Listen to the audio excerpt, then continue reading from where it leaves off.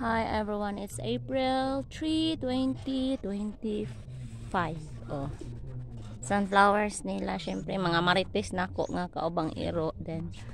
Wow, ana na kaganda. Kanay ang sunflower kinay mga honeybees, tingulis honeybees. Basta ano gwapa kay biyag lang man ako. Namigay nagsabaw puti. Oh. Gulay nila repolyo, pipino. Dito mag-in-English kay Bisaya man ta daw. Oh, nice kay lang. Sunflowers. Daghan na nagsimilya. Pang similya na nay nganang tagbuaya.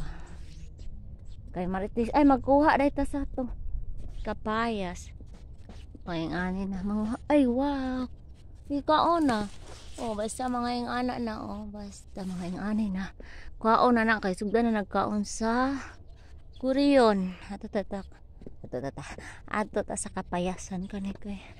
Kana pipino kay kamama nan kamami nining o kamatis kani area kay mami nining. Sunod kay Manoy din. Sunod kay Titi Bukbong. Pero atong kapaya sa area tong Manoy nga ako ang gitamnan sa una. So okay ra man ka manay manguha ko kay di man siya kapayas. Ang ani ang sidlinganan nila oh. Kani ang tanom ni Manoy kay pipino. Dire kamatis nga na clearing na kani kamami na clearing na po ni nga pipino so sira tagso dire may pasulat do. Yung ani ang tambal sa himughat. Ay oh himughat.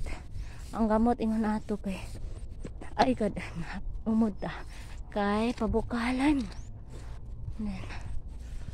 Ang area kalat kay kog kuan saon naapay apple ay sa apple ube tas kamunggay na ube hindi ko sure kung patay no. Wow, naay manina tubo sikos na abot na ta dire kung ano tong kapayas.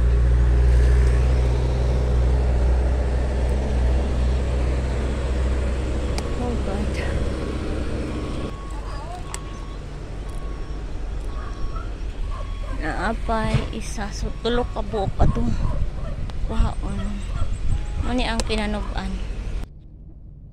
mananay dagway sa sunflower sa likod part sa daw oh basta manana cute kayo.